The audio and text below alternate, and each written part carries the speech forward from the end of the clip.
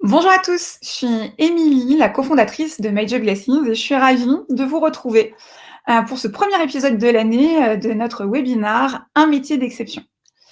Alors, j'espère que vous allez bien. Je voudrais m'assurer que tout fonctionne bien pour vous, donc je vais vous inviter à utiliser le chat et à me laisser un petit message pour me dire bonjour. Comme ça, je saurai que ça fonctionne.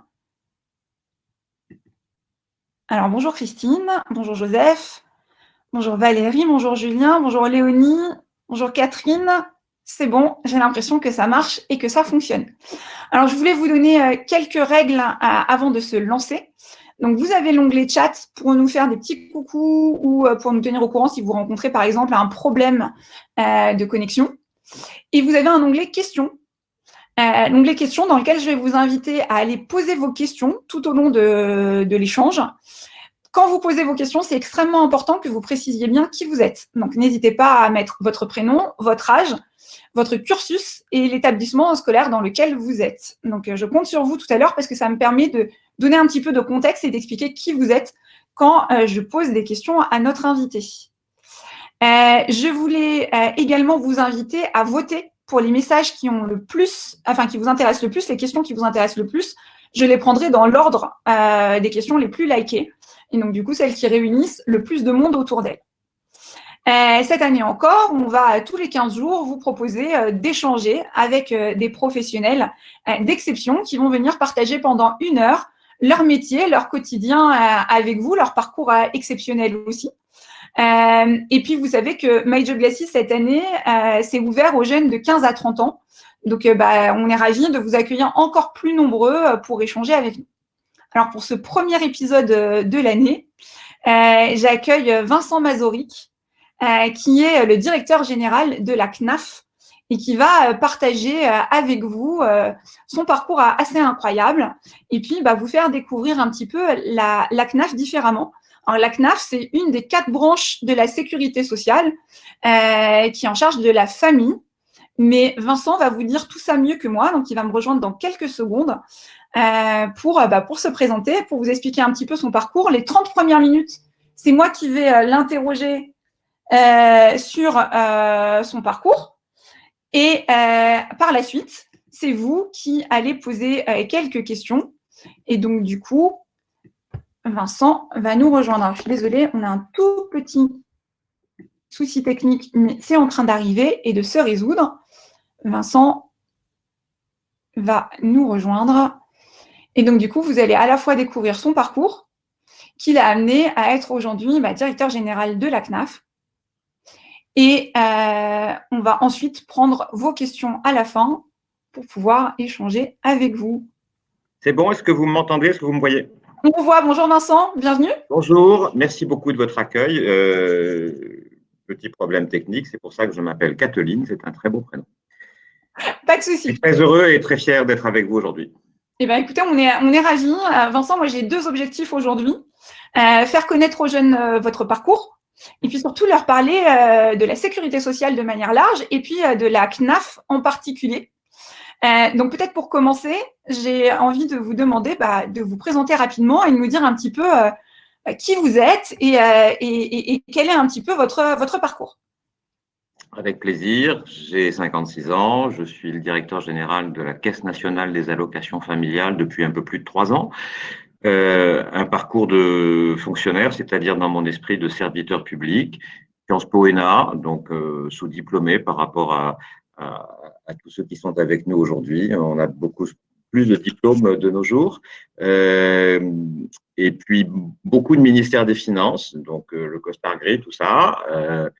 Je suis sorti dans le ventre mou de l'ENA, donc pas les grands corps, pas l'aventure non plus, maison sérieuse, finance, maison super sérieuse, les impôts, et pas mal d'années de contrôle fiscal, de législation, de travail parlementaire, de lutte contre les paradis fiscaux, qui reste un sujet cher à mon cœur, un peu de cabinet parce que ça apprend le métier.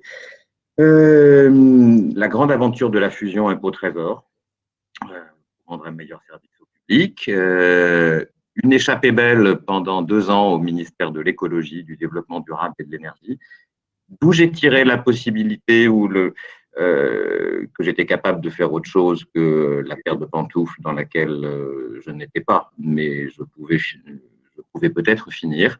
Et peut-être cela, malgré à la fois la monotonie de l'aspect finance, mais aussi la diversité des points cardinaux, qui m'a permis d'être là où je suis aujourd'hui, c'est-à-dire à la Sécu. Alors, quand on a préparé ce webinaire, vous m'avez dit qu'un jour, vous avez reçu un coup de fil qui vous a surpris. Oui. Il vous a proposé de rejoindre la Sécu. Est-ce que vous pouvez nous raconter un petit peu cette anecdote? Vous l'avez résumé simplement et en vérité, oui, je suis un peu tombé de ma chaise, presque au sens propre. J'ai reçu un coup de fil d'une personne assez haut placée dans les bureaux, comme on dit, me demandant si ce poste était susceptible de m'intéresser. Évidemment, comme à chacun en pareil cas, il tombe une petite suffocation. Mais mon Dieu, pourquoi moi? À quoi voulez-vous que je serve? Et puis après de la réflexion, et puis après j'ai présenté ma candidature. Voilà. Parfait. Est-ce que vous pouvez nous expliquer ce que c'est la Sécu déjà, Ouais, alors, de manière-là? Et après, on va rentrer un petit peu plus dans les détails de la CNAF. Bien sûr. Le sens commun, moi je pense que pensent mon papa et ma maman, par exemple, Sécu égale assurance maladie. Caisse primaire d'assurance maladie. En vérité, la Sécu est un très bel objet public français. 1945, le général de Gaulle, ce grand moment d'après-résistance et de convergence en vrai. Hein. Pas exactement gauche-droite, mais d'une pensée gaulienne et d'une pensée ouvriériste et d'un soin des patrons. Parce qu'avant 1945, les premières assurances familiales, c'est des initiatives privées développées par les patrons dès les années 20. Et donc, ça se catalyse en 1945 et là, ça prend place dans un corps politique. Et il ne faut pas le perdre de vue. Et aujourd'hui, c'est une branche qui recouvre les cotisations sociales, même si le financement est aujourd'hui très mélangé avec aussi des impôts, et puis 3 branches qui dépensent. Une dépense, en gros, les remboursements maladie, mais aussi les rentes accidents du travail. Ça, c'est un très gros paquet à 240 milliards, pardon. Une qui paye les retraites du régime général, un autre très gros paquet à 140 milliards d'euros, c'est la Caisse nationale d'assurance vieillesse et CARSAT. Et puis la mienne, plus modeste, 95 milliards d'euros, qui verse les prestations familiales, mais de proche en proche et avec le temps, qui a un catalogue de produits, si j'ose m'exprimer ainsi, beaucoup plus diversifié. Nous sommes aussi opérateurs pour le compte de l'État, pour payer la prime d'activité ou les aides au logement, qui est ma plus grosse prestation, ou bien pour le compte des départements, pour payer le RSA. Et ça fait, on y reviendra, j'en suis sûr, un orchestre, une diversité d'instruments au service de 13 millions et demi d'allocataires, ce qui fait un peu plus de 30 millions de personnes. D'accord. Et donc, du coup, la CNAF, c'est la caisse centrale, en fait, on va dire. Mais ce que les jeunes peuvent peut-être un peu mieux connaître, c'est la CAF la plus proche de chez eux. Bien sûr. Vous pouvez nous expliquer un petit peu comment marche le réseau, comment fonctionne un petit peu tout ça, et vous, votre rôle aujourd'hui à la tête de la CNAF? Alors, ça marche de manière assez logique. Nous sommes dans les territoires. C'est pour ça qu'il y a une CAF dans chaque département et que ça durera. D'autres services publics peuvent rassembler, raccourcir leurs mailles et s'organiser autrement, mais pas les CAF. Là encore, on y reviendra parce que c'est un des aspects passionnants de notre boulot. Non seulement la proximité avec les allocataires qui en ont besoin, mais aussi la construction de l'action dans les territoires, notamment avec les élus. Et là, il faut être prêt. C'est le département. Très logiquement, c'est un réseau, et là pour le coup, il y a des équivalents dans les administrations publiques de l'État. Un réseau, ça marche bien avec une tête. La tête ne sert qu'à ça. La Caisse nationale est au service du réseau. Service, ça veut dire aussi un peu de rigueur. C'est l'allocation des moyens, c'est la mise à disposition des outils, c'est beaucoup d'animation, beaucoup de conduite de réforme. Donc voilà à quoi sert la CNAF. La CNAF, ce n'est pas très gros, hein, sur 35 000 personnes au total qui composent la branche et qui sont sa force, son principal actif. La CNAF, c'est 1200. Mais une grande différence qui nous amène sans doute à un point d'intérêt pour tous les gens qui ont la gentillesse de nous écouter ce soir, c'est que contrairement à une administration de l'État, et ça j'en ai bien connu, chaque CAF a une personnalité morale et la directrice et le directeur de chaque CAF est bien sûr le patron opérationnel, mais c'est aussi juridiquement l'employeur. Ce qui veut dire qu'on est recruté, soit par moi si c'est pour la CNAF, mais soit par une CAF. Ce qui donne à tous les niveaux de métier une forme d'insertion dans les bassins d'emploi extrêmement proche. Et Dieu sait que je ne critiquerai pas le recrutement par concours national, qui est l'alpha et l'oméga de la fonction publique, mais nous avons, nous, à la fois cette flexibilité, cette ouverture qui nous permet, j'espère qu'on pourra l'illustrer, beaucoup de diversité. Alors justement, on rentre un petit peu dans le détail de ce que vous faites vous, mais peut-être de manière plus large, ce que fait la CNAF. Est-ce que vous pouvez nous expliquer vos principales missions et comment en fait vous venez en aide finalement aux Français qui bénéficient de vos services? Alors, nos principales missions, c'est pour ça que je donnais un chiffre tout à l'heure, qui n'était pas destiné à impressionner, mais pour donner un ordre de grandeur, c'est payer des prestations. Les allocations familiales, historiquement, et je le mentionnais, plusieurs prestations qu'on appelle des minima sociaux, même si ils ont plusieurs natures et plusieurs cibles, aide au logement, prime d'activité, revenu de solidarité active, allocation adulte handicapé, il y en a une vingtaine d'autres plus modestes. Et puis, et je veux m'attarder un instant à celle-ci, même si ça n'est que 6 milliards d'euros, nous avons une action et une mission d'action sociale qui n'est pas très peu de l'aide financière directe à des personnes, nous en avons, mais qui est de l'investissement, du fonctionnement dans tous les équipements familiaux et sociaux dont se servent peut-être beaucoup de nos auditeurs ce soir, les crèches, les centres aérés, les centres sociaux, les lieux d'accueil destinés aux parents, qu'ils aient ou pas des difficultés, les foyers de jeunes travailleurs. Partout, nous sommes rarement cofinanceurs à 100%, mais partout, nous sommes cofinanceurs. Ce qui veut dire que nous devons aussi être protagonistes de la préparation des projets, de leur accompagnement. Et il n'est pas si rare, parce que c'est la vie, et la vie locale et la vie démocratique, qu'un maire se demande comment arbitrer entre le club de sport, le cercle des aînés, la vidéosurveillance et l'amélioration de l'équipement du centre aéré ou la création de 40 places de crèche de plus. Nous devons respecter cette liberté qui est la libre administration des communes, c'est dans des collectivités, c'est dans la Constitution, mais on doit être là pour donner le petit coup de pouce. Très clair. Si on parle de votre job à vous, puisque c'est quand même le but de ce webinaire, c'est vous qui représentez un métier d'exception. Est-ce que vous pouvez nous donner quelques détails de votre quotidien? Alors déjà, est-ce que votre quotidien est très changeant? Est-ce que vous êtes amené à aller justement visiter les différentes CAF ou pas du tout? Est-ce que c'est quoi une journée type dans la peau de Vincent Mazouric? Oh là. Mais concrètement. C'est beaucoup de café, et puis je vais dire un truc pas politiquement correct, un peu trop de cigarettes, mais mon excuse, c'est qu'on m'a confié la branche famille et pas la branche maladie de la sécurité sociale. Plus sérieusement, c'est sans mystère et sans originalité des journées quand même très, très occupées aux heures ouvrables par des réunions. Pour vous donner un exemple, prenons la journée de demain. Elle commence vers 8h30. Une heure plus tard, s'ouvre une assez grosse réunion avec un conseiller d'État chargé par le Premier ministre d'une réflexion que je devrais néanmoins, le plus discrètement possible,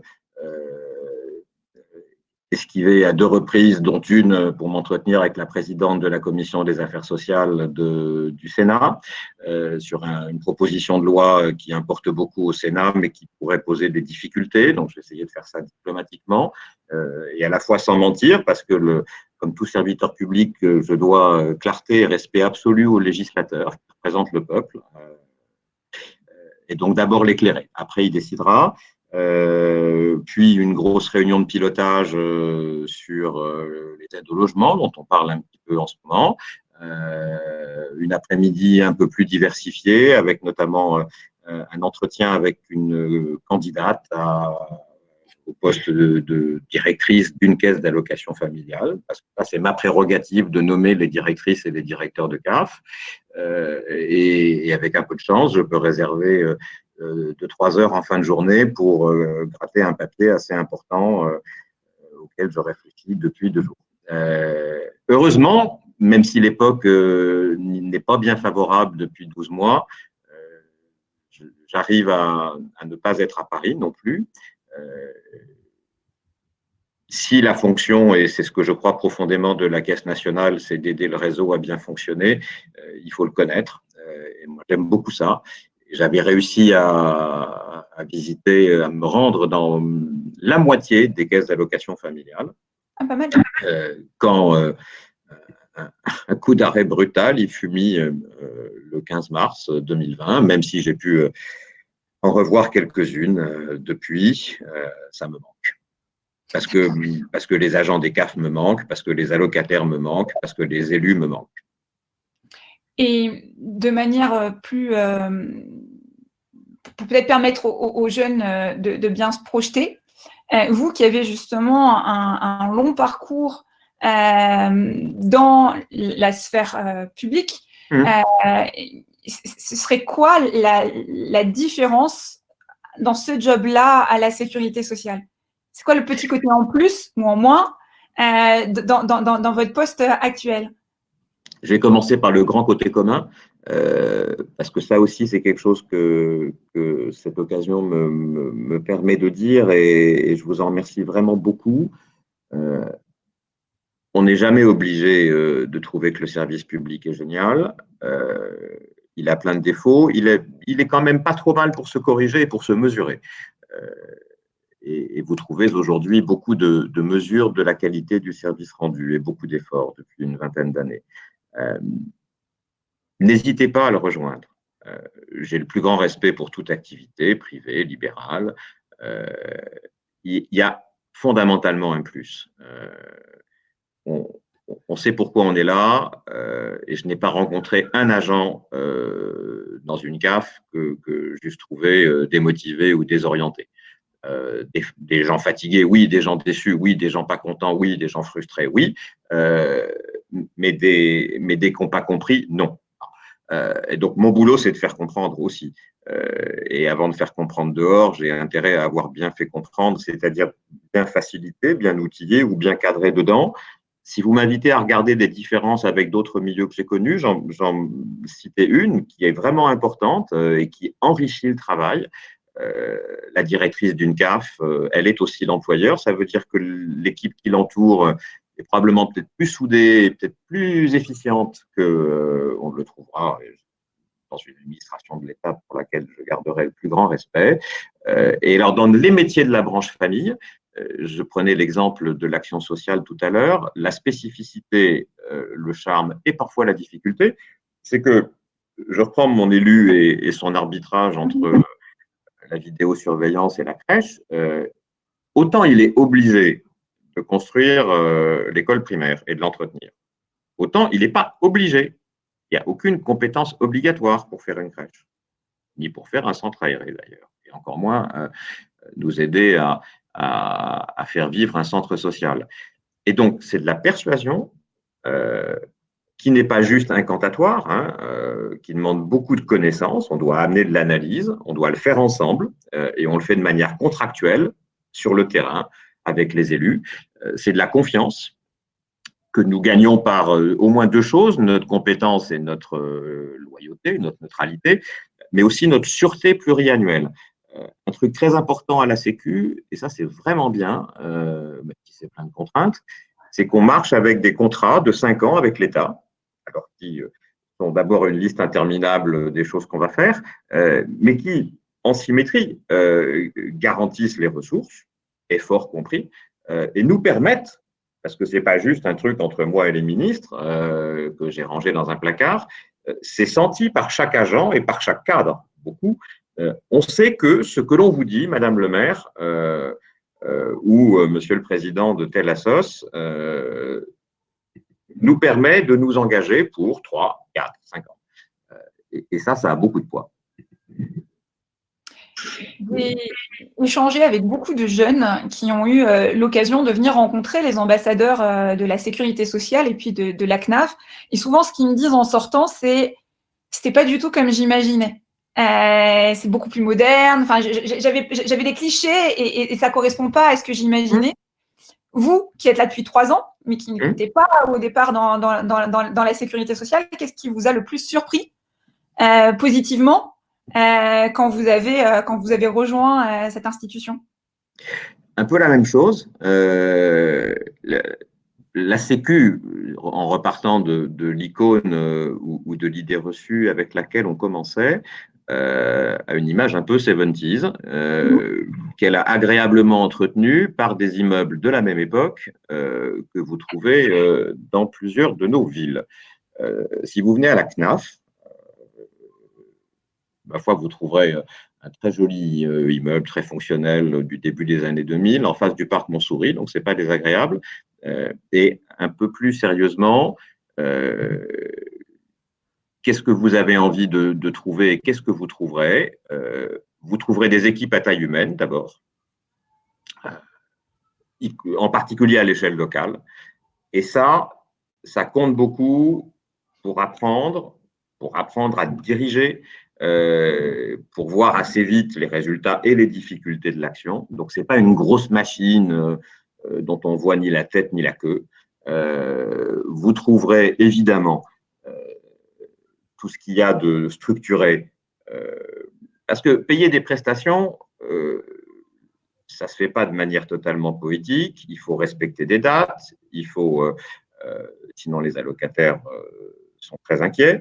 Il faut combiner la rapidité et la complexité. Or, même si on ne peut pas faire long à ce sujet ce soir, les législations sociales dans notre pays, elles ont un immense mérite, c'est qu'elles sont très couvrantes. La protection sociale, ce n'est pas un slogan. Contrepartie, elles sont complexes et elles connaissent des emboîtages, des conditions réciproques, pas toujours les mêmes, vraiment pas faciles à expliquer et donc à gérer. Et ça, il ne faut pas avoir peur de la technique. Je trouve que c'est un terrain solide pour choisir une voie professionnelle.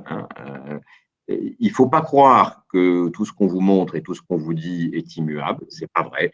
Ce qui ne marche pas peut être changé. Ce n'est pas souvent changer vie. Ça, c'est vrai. Parce que changer un outil pour rendre un meilleur service, ça prend minimum une année si c'est un changement profond et sérieux. Mais taille humaine, opérationnelle et capacité d'agir sont des choses qui me paraissent présentes, en tout cas chez moi. Chez moi, c'est la branche famille, dans un bon mix. D'accord. C'est quoi votre meilleur souvenir, votre meilleur, la chose dont vous êtes le plus fier depuis que vous êtes sur ce poste-là? Mais ce que je veux dire par là, c'est pas de contribuer. Enfin, je cherche pas une réponse qui soit contribuer à l'action publique ou quelque chose. Une anecdote en fait qui illustre une fierté ou un moment où vous vous êtes dit ce qu'on fait c'est bien, on est content. C'est pas facile de se. Enfin, on éprouve de la fierté et de l'inquiétude parfois. On tremble un peu devant un défi. suis pas candidat à m'attribuer des récompenses. Je ne rougis pas des moments où j'ai dû assumer des erreurs, des pépins et des échecs. C'est pas marrant, hein. Je me rappelle, allez, je vais vous raconter celle-là pour commencer, si vous voulez. Un matin du 24 décembre, je ne sais pas le bonjour, hein, dans la cour de l'hôtel Matignon, où j'étais en train de réfléchir à comment j'allais expliquer un gros pépin technique qui allait empêcher 15 jours plus tard de lancer une réforme importante. Mais voilà typiquement ma responsabilité. C'est pas juste paratonnerre, c'est le devoir, qui est aussi un devoir vers vous, hein, incarné par des responsables politiques. J'ai dit Matignon, donc c'est d'un certain niveau, mais ils sont eux aussi des représentants. Donc en vérité, c'est pour vous que je travaille. Mais j'en ai connu des plus drôles et des plus réussis. Et en fait, sur le même sujet qui était les aides au logement, on a réussi notre travail technique, on a lancé la réforme. Puis il y a des choses plus légères qui sont là vraiment très humaines. En vous écoutant et en cherchant ce qui fait encore tic-tac dans mon cœur, je pense à un moment vraiment magique. C'était une fin de journée au fond d'une anse d'une commune qui s'appelle Le Marin, en Martinique, dans un centre social qui rassemblait 3 générations, qui était d'une vie et d'une diversité d'activités et de profils extraordinaires. Et ça m'a coûté une petite indigestion de boudin créole, mais là, je pouvais sentir et toucher avec beaucoup d'émotion ce que l'on pouvait aider à faire. Et pour terminer, peut-être, j'y repense, en visitant une crèche à Ajaccio avec Agnès Buzyn, un petit tout beau comme un cœur traverse la salle en diagonale et se jette, non pas dans mes bras, mais dans mes jambes, en criant « Tonton ». Mais là, j'ai compris que ces petits à Ajaccio, dans la crèche, ils appelaient les dames de la crèche Tati. Et donc, le gamin, c'est logiquement, il m'a appelé tonton. Voilà. Pas mal. On aime bien quand on échange avec les jeunes et qu'on leur explique un petit peu comment on fait du réseau et comment on pose des questions aux professionnels qu'on rencontre, donc ce que je suis un peu en train de faire avec vous. On aime bien leur dire que c'est important pour bien comprendre un métier, certes de savoir comment ça se passe, les grandes missions, le quotidien, mais c'est aussi important de savoir ce qui vous plaît particulièrement dans votre job et à contrario, qu'est-ce qui est très difficile dans votre job. Vous diriez quoi à cette question? C'est pas des contradictions, enfin, ça ne s'oppose pas. Moi, j'aime bien ce qui est difficile. J'aime bien ne pas me décourager, j'aime bien aider les équipes dont j'ai la charge à ne pas se décourager et donc à arriver au but. Le but, ça peut être une réforme, un changement, une amélioration, une idée difficile à faire passer, parce qu'il faut d'abord négocier avec les entourages des ministres, puis expliquer les choses moi, j'ai un conseil d'administration, je reviens à la grande tradition fondatrice de la Sécu, les partenaires sociaux, donc les syndicats, le patronat, les associations familiales, et il y a des choses sur lesquelles, c'est pas eux qui font la loi, ils sont consultés. Mais après, le Parlement vote. En revanche, dans le volet action sociale que je décrivais, c'est bien nous et c'est bien eux, par leur délibération, qui créent, modifient, interrompent ou développent les dispositifs. Donc, on a intérêt à être en accord, ou en tout cas par le débat à résoudre nos désaccords. J'ai intérêt à trouver auprès d'eux une majorité, et sans me pousser du col ni raconter que c'est un rôle politique, quand même un peu. Et plus profondément, j'aime bien aider les CAF à bien fonctionner. Il faut être prêt, enfin, à faire face à des…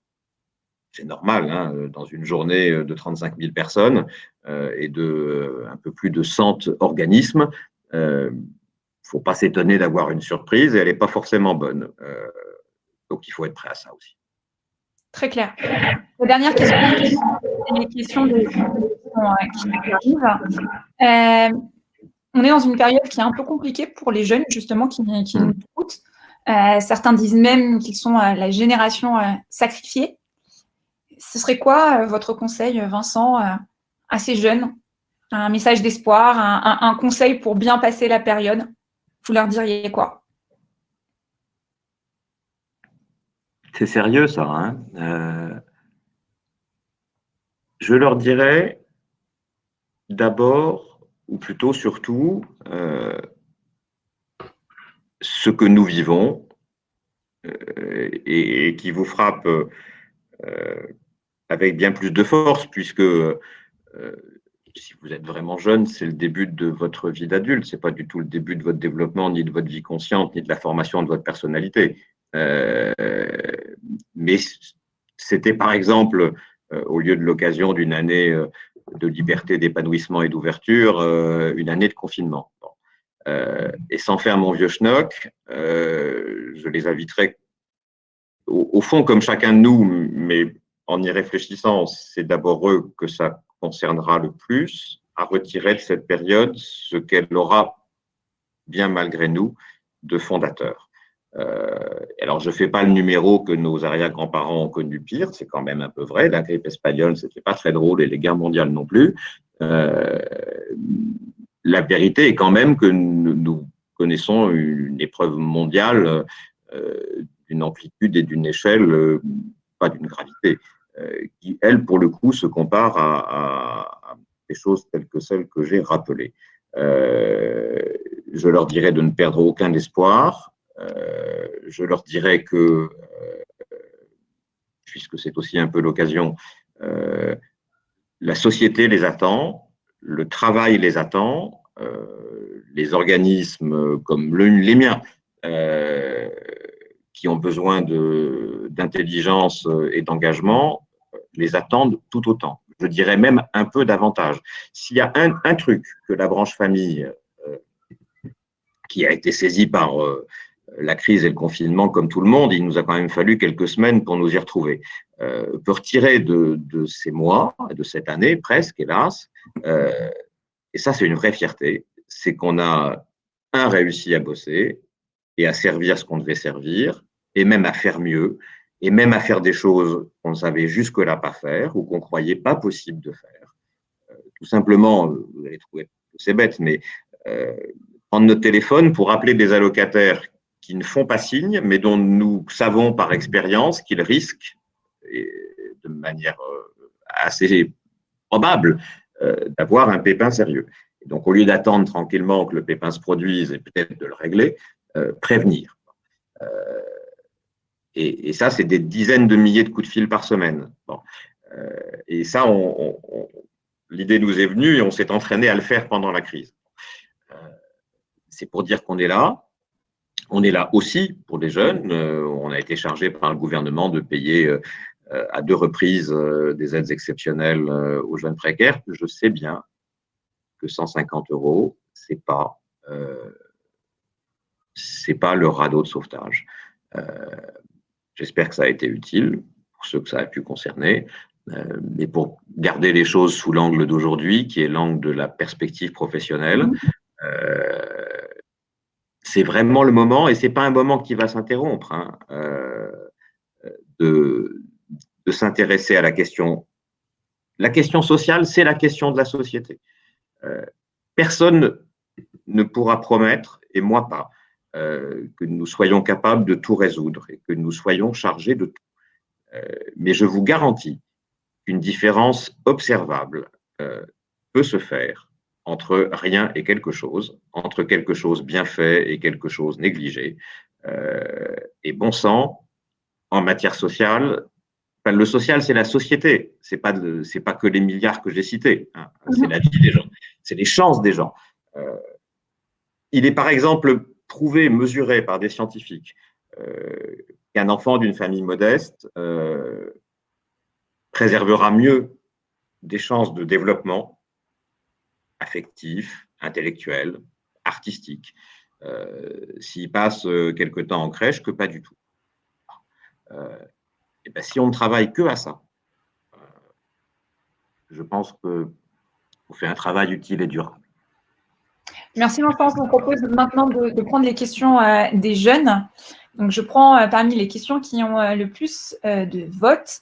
Du coup, on a une question de Laura, qui est étudiante en IEP, et qui nous dit bonjour Vincent, quels sont les grands dispositifs ou les actualités immanquables de la branche famille? Alors, une grosse actualité immanquable, c'est la réforme du mode de calcul des aides au logement. Je ne vous fais pas la leçon, mais ça, c'est 3 ans de boulot et c'est presque rien, 3 ans de boulot technique, parce que maintenant, ce qui compte, c'est délivrer. On a lancé ça la semaine dernière. On a appelé ça un plan de rebond petite enfance. J'en ai beaucoup parlé. Nos crédits vers les crèches, en gros, la petite enfance, c'est un peu plus de 4 milliards. Ça sert surtout à faire fonctionner. Hélas, pour des raisons conjoncturelles et puis des raisons d'arbitrage, j'en ai décrites. Le secteur est assez atone en ce moment. Il ne se crée pas assez de places de crèche. Or, il y en a encore besoin. Et donc, justement, avec mon conseil d'administration qui a beaucoup réfléchi et qu'on a aidé à réfléchir, on injecte de manière un peu flash et un peu intense 200 millions. Et donc maintenant, il faut les activer. Voilà un joli défi. Et puis, le défi, c'est l'enjeu quotidien. Alors, il n'est pas spectaculaire. Pour reprendre un peu ce que je disais il y a un instant, le social dans ses prestations, le social dans sa réponse, le social dans sa disponibilité, c'est vraiment, pardon de ce qui est maintenant un pont aux ânes, une affaire du dernier kilomètre. Les impôts, ça peut se gérer, c'est très commode et c'est soulageant à distance. Alors nous aussi, on a de l'Internet partout et l'Internet est une facilitation plutôt qu'un obstacle. Mais vous ne faites pas le dernier kilomètre et vous ne tendez pas la main par Internet. Je comprends. On a également une question. Je suis désolée, ça bouge beaucoup, ça monte dans un sens et dans l'autre. C'est Léonie, qui a 18 ans et qui est à l'IEP de Grenoble, qui pose une question sur les fraudes aux prestations. Est-ce qu'il y en a beaucoup? Comment ça marche? Alors, elle nous donne un chiffre, elle nous dit 342 millions d'euros pour la branche famille, d'après ses sources. Est-ce que vous confirmez ce chiffre? Et comment ça marche? Et est-ce que c'est un de vos grands enjeux? Oui, c'est un grand enjeu. Et merci Léonie, vous le montrez, une connaissance fine du sujet. Mais je ne vais pas vous raconter des cracks. 340 millions, c'est ce qu'on a trouvé en matière de fraude en 2019.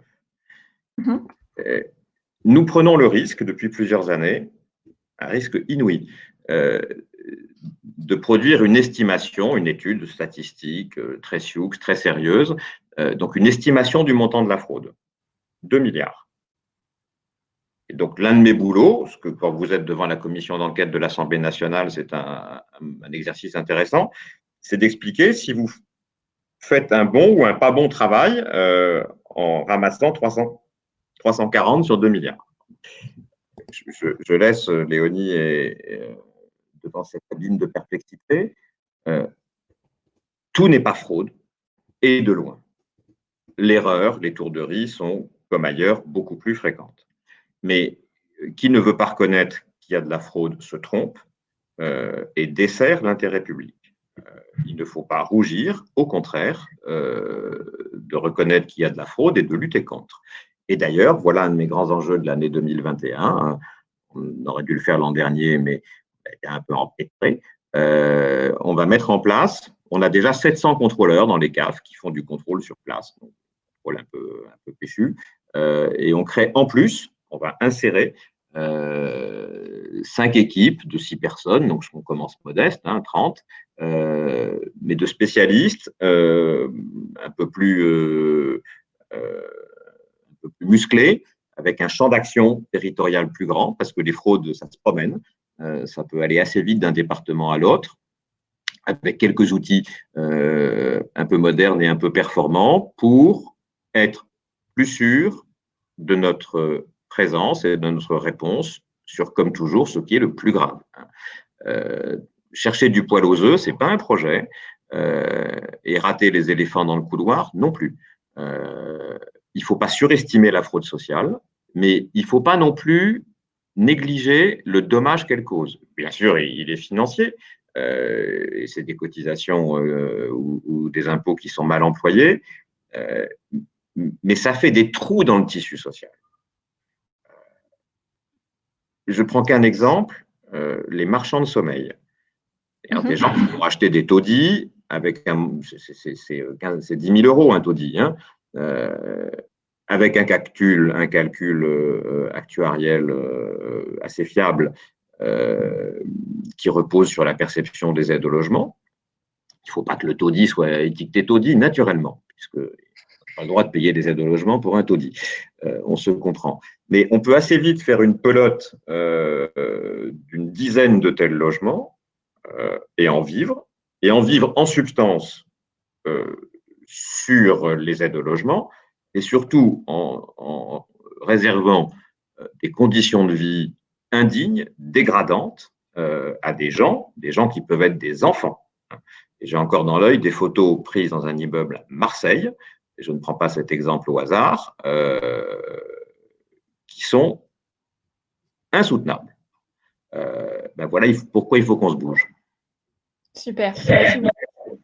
Il y a Tracy, qui a 30 ans, qui est attachée d'administration et qui prépare en ce moment le concours interne de l'ENA, qui demande, donc je lis sa question, bien que l'EN3S ne forme pas de fonctionnaires, le concours de l'EN3S permet-il selon vous une mobilité comparable à celui de l'ENA au sein des ministères sociaux? Alors, question à tiroir. Le concours de l'N3S, c'est l'occasion d'en parler, offre en fait beaucoup plus de mobilité. Il est normal que les ministères, c'est la question précise que vous posez, s'équipent avec des attachés, des administrateurs civils, comme moi, ou demain comme vous, et bonne chance. Mais si vous voulez en parallèle vous inscrire au concours de l'EN3S, c'est encore possible jusqu'à la fin du mois de mars. Alors, il n'y a pas 50 000 places, hein, il y en a 56, dont 29 externes. Le N3S, c'est une école d'un niveau remarquable, tout à fait comparable à l'ENA ou à l'école de santé publique de Rennes, qui forme les cadres dirigeants de la Sécu, je les vois tous les jours. Parité, diversité d'origine. Je n'ai pas la stat sous la main, mais je ferai assez volontiers le pari d'une plus grande mixité sociale que l'ENA. Et surtout, une diversité de parcours. J'ai raconté le mien, j'ai fait quelques escapades, mais pas tant que ça. Beaucoup plus riche, ne serait-ce qu'entre les 4 branches que j'ai décrites, entre les métiers.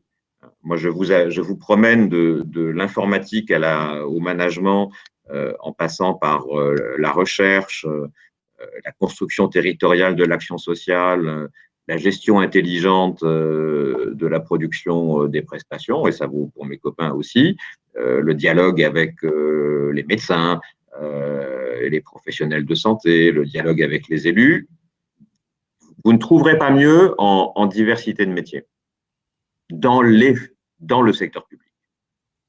On a Christine qui a 27 ans et qui est en formation chez Studi pour devenir chargée de marketing digital, qui vous demande s'il y a une stratégie mise en place afin que la relation humaine soit préservée tout en s'adaptant à la digitalisation des services de la CNAF. Madame, vous l'avez à peu près formulé. Je redis très fort, mais vous le savez, je pense que c'est même ça qui vous a poussé à ce métier ou à cette formation, que le digital et le numérique ne sont pas des ennemis. Si, je prends un exemple, hein, si on ne pouvait pas faire une demande de RSA par téléprocédure, donc par Internet, il y aurait beaucoup moins de RSA. Il se trouve qu'il est en ce moment assez utile. Mais si on se contente de dire ça, on n'a fait que, je ne dis pas la moitié, un peu plus de la moitié, mais qu'une partie du chemin. Donc nous sommes très conscients de ça. Les 20% d'électronisme, ce n'est pas une mesure scientifique, mais c'est vraisemblable. Notre réponse, elle est d'abord territoriale. C'est pour ça qu'on est là. Hein. C'est pour ça que quand vous passez la porte d'une CAF, vous voyez un accueil qui est assez normé, France entière, avec évidemment des visages différents. Dans beaucoup de cas, on teste d'abord votre aisance numérique, justement pour ensuite vous orienter vers une zone libre-service ou vers une zone assistée. Puis, mystérieusement, au fond, plus confortable, il y a la zone rendez-vous. C'est la différence entre debout et assis. Mais nous ne nous arrêtons pas là. Dans les centres sociaux, il y en a 3000 en France que nous soutenons. Bien sûr, on accompagne, on aide au numérique. Il y a maintenant plus de 1000 maisons France Service où on est disponible en back-office, dans des localités où nous ne serons jamais. Donc, il faut tirer le fil et le tirer avec une main humaine. Marion, qui n'a pas précisé quelles étaient ses études ni son âge, qui demande quelles sont vos sources d'inspiration et vos modèles. Large question. Oula.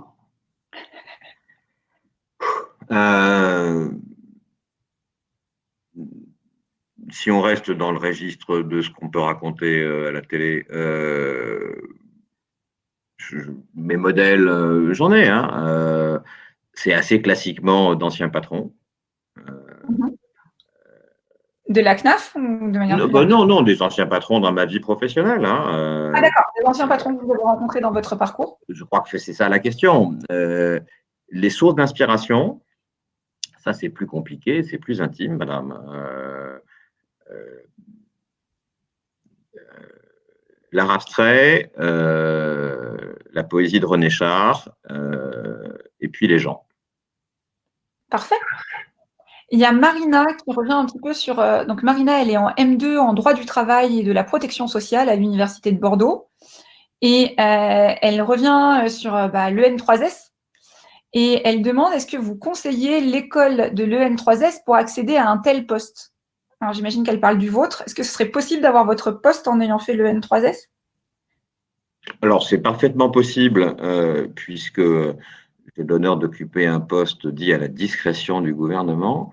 Alors, si vous regardez la chronique de mes prédécesseurs, ainsi que des directrices et des directeurs des autres caisses nationales, c'est vrai que c'est plus souvent des postes qu'on a pourvus par des gens comme moi, c'est-à-dire des fonctionnaires passés, alors c'est pas mon cas, mais par tel ou tel grand corps ou parfois par des cabinets ministériels, oubliez ça. Mais la réponse pure juridique, madame, est oui, mais surtout, et mon poste vous attend vraiment de bon cœur quand vous voulez. La première étape, c'est directrice d'un organisme, et je vous jure que, vous voyez, en vous écoutant ou en réfléchissant à votre question, je pense à la directrice de la CAF du Rhône ou à la directrice de la CAF de Gironde, et au poids de leurs responsabilités, mais aussi à l'énergie qu'elles montrent. Et c'est tout le meilleur que je puisse vous souhaiter. Super. Il nous reste 10 minutes. Je vais avoir besoin d'aller peut-être un tout petit peu plus vite sur les dernières questions, si c'est possible. Nicolas. Mais moi, je fais comme je veux sur les réponses, madame. Vous avez raison. Mais c'est parce qu'on a beaucoup de questions et je sais que quand j'arrive au moment où je dis c'est les dernières questions, les jeunes sont déçus. Donc, on a Nicolas qui a 30 ans et qui fait un Master Management et Développement Durable à l'ICEAD, qui demande quelle ambition a la CNAF ou les CAF sur la question du développement durable. Est-ce que c'est une priorité? Est-ce que c'est une contrainte? Et quelle serait l'orientation souhaitée pour la branche famille? Et également, est-ce que c'est quelque chose que vous envisagez au niveau recrutement? Alors, là, il ne faut pas me poser des questions à tiroir. Je prends les questions les plus likées, mais c'est une question qui est longue et qui demande une longue réponse. Donc, Alors, je commence par la fin. Réponse claire. En termes directs de recrutement, en dehors de deux collaboratrices de haut niveau à la Caisse nationale parce qu'elles sont chargées d'animer le réseau, non, je ne pense pas probable de recruter sur des postes spécifiquement dédiés au développement durable dans une caisse. Mais Et je remonte à l'entrée de votre question.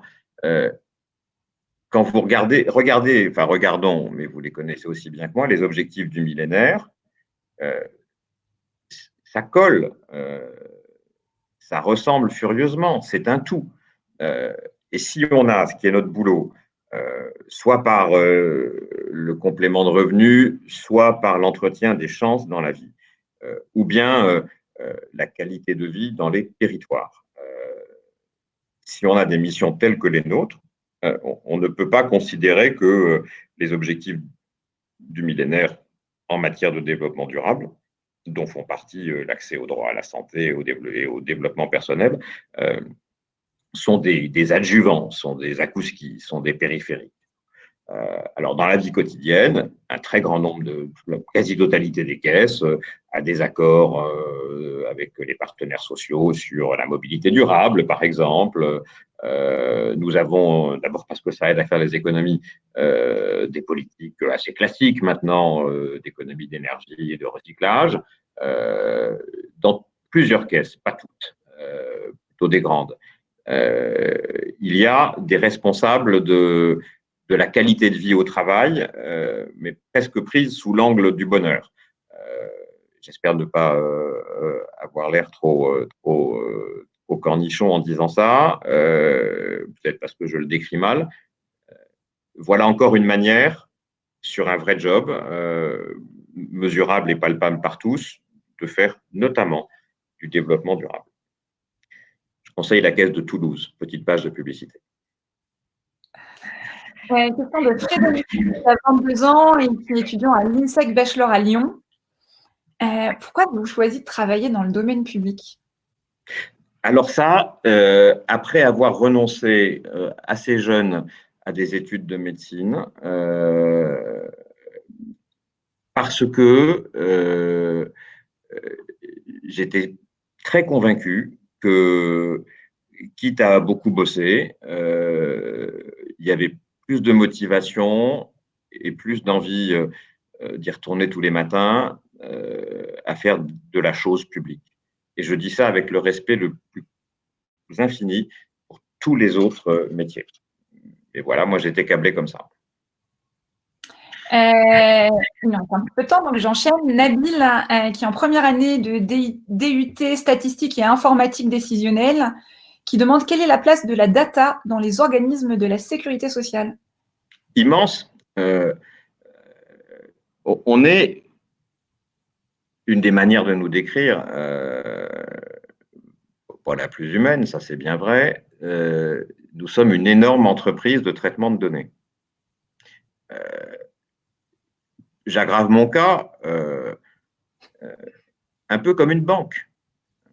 Si notre fichier d'allocataire n'est pas impeccable, si la sûreté de l'accès à nos données et de nos opérations n'est pas irréprochable, si l'exactitude de nos calculs n'est pas parfaite, on est très mal. Alors même s'il y a 40 000 sources d'erreurs, et que c'est beaucoup de notre souci et de notre vie, on est une entreprise de data. En outre, et je vous invite vraiment à aller sur notre site caf.fr, on est parmi les organismes publics l'un de ceux qui met à disposition, ça fait partie des missions qui sont les nôtres, la plus grande quantité et la plus grande variété de données. Et je suis très fier d'avoir au sein de la Caisse nationale une direction entière consacrée aux stats, mais aussi à la recherche. Et je vous invite à en lire les publications. Je vais essayer de faire pour la dernière question, 2 questions en une, parce que c'est encore au sujet de l'EN3S. Donc, on a une personne qui est étudiante, mais qui travaille déjà dans une CAF, de ce que je comprends, et qui va bientôt, son VADEMECAF se termine bientôt. Et elle voudrait savoir s'il existe des passerelles internes vers l'EN3S. Et j'enchaîne avec une deuxième question, qui est de Tracy. En sortie d'ENA, au bout de combien de temps et avec quel parcours peut-on prétendre devenir directeur de CAF? En sortie d'ENA? Ouais, là par contre c'est l'ENA. Mais c'est 2 questions qui sont sur les études ou sur la suite de ce qui se passe. Je vais commencer par la première et peut-être un peu trafiquer la seconde. D'abord, bravo. Vademecum, c'est une formation très sérieuse, hein. C'est notre formation technique et c'est pas du stage pâte à modeler. Parce que je le disais, la législation des prestations familiales et sociales, c'est pas trivial. Alors, vous allez donc, et j'en suis sûr, recevoir cette certification et vous allez commencer à travailler. Comptez quelques années, vous allez passer par un premier poste d'encadrement qu'on vous confiera, je l'espère bien, en observant tout simplement, c'est normal, hein, votre qualité, vos motivations, vos facultés d'adaptation, votre envie de secouer le truc et votre horrible manie de poser des questions tout le temps. Et là, vous allez entrer dans le cycle interne de préparation à l'EN3S. Alors après, il y a toutes sortes de parcours, mais comptez entre 8 et 10 ans. Voilà. Ensuite, vous n'allez pas trouver beaucoup d'anciens élèves de l'ENA, si c'est votre question précise, dirigeant un organisme de protection sociale. Aujourd'hui, dans les CAF, il n'y en a pas. Il y en a peut-être, et pardon si je n'ai pas la réponse à l'esprit, dans les caisses primaires d'assurance maladie. Mais c'est techniquement possible. Il y a un système qui est très réglo et très réglé de liste d'aptitudes. Donc, il faut se manifester auprès d'un organisme que je n'ai pas mentionné, pardon, qui est une espèce de coopérative entre les branches de la Sécu, qui s'appelle l'Union nationale des caisses de sécurité sociale, l'UCANS, qui fait un boulot fort utile et qui tient la liste d'aptitudes. Et il n'y a aucun problème, évidemment, nous devons être ouverts à recruter, à la seule condition d'être sur cette liste d'aptitudes. Et là, je vous assure qu'il y a d'anciens élèves de l'ENA dessus. Parfait. Merci beaucoup, Vincent. Je m'excuse pour toutes les questions que je n'ai pas pu poser parce qu'on arrive à la fin de cette heure passée ensemble. Je vous rassure, il y a de nombreux ambassadeurs qui sont présents, donc des ambassadeurs de la sécurité sociale, de la CNAF et des CAF qui sont disponibles. On a aussi beaucoup d'agents de direction. Donc, justement, si vous voulez aller échanger avec un directeur de CAF pour entrer un petit peu plus dans le détail, c'est également possible. Ils sont disponibles sur My Job Glasses. Alors, ils pourront peut-être pas répondre à toutes les questions que vous auriez posées à Vincent Mazoric, mais ils pourront sans doute répondre à beaucoup de questions autour de la sécurité sociale, de la caisse d'allocation familiale et également des parcours de recrutement pour rentrer dans la sécurité sociale. Je voulais vous remercier d'être encore nombreux à nous suivre et à poser des questions.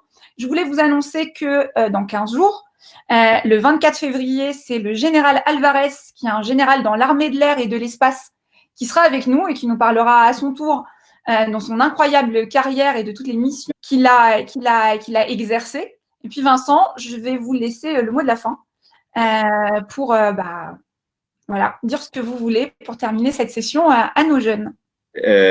À nouveau, un immense merci et j'ai été heureux de répondre à vos questions que j'ai trouvées à la fois extrêmement stimulantes. Moi, les questions m'aident beaucoup. On me demandait ma source d'inspiration. Je crois que la remise en question permanente est une bonne source d'inspiration. Merci de l'avoir fait, Émilie, et je le fais à mon tour. 45 ambassadeurs des CAF sont à votre disposition et grâce à My Job Glasses. C'est l'occasion aussi, pour conclure, de remercier mes collègues et complices, Kathleen Chanon et Laura Ribéry, pour avoir permis qu'on se voit ce soir et pour leur action volontariste, fine et utile à vos côtés, Émilie, et j'espère vraiment dans cette vie retrouver plusieurs d'entre vous. Eh ben, je vous remercie, Vincent, d'avoir été nombreux et d'avoir assisté à ce webinaire. Et puis, à dans 15 jours, à très vite. Merci à tous. Au revoir. Merci.